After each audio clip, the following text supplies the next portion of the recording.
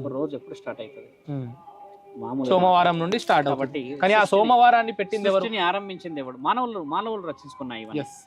సృష్టిని ఆరంభించిన రోజు సోమవారం కేవలం. కాబట్టి నీకు ఒక వయస్సు వచ్చిన తర్వాత ఫస్ట్ డే అనేది సోమవారం వస్తుంది. సండే రెస్ట్లో ఉంటావు, మండే మొదలు పెడతావు. కాబట్టి సృష్టిని ఆరంభించిన వాడు పరమాత్ముడు కాబట్టి ఫస్ట్ ప్రయారిటీ పరమాత్ముడికి ఇచ్చే రోజు.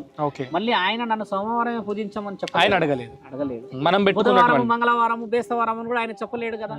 మానవులు సృష్టించుకొని తండ్రికి సోమవారం రోజు ఆయనే సృష్టికర్త కాబట్టి కార్యకలాపాల నిమిత్తం పూజిస్తారు.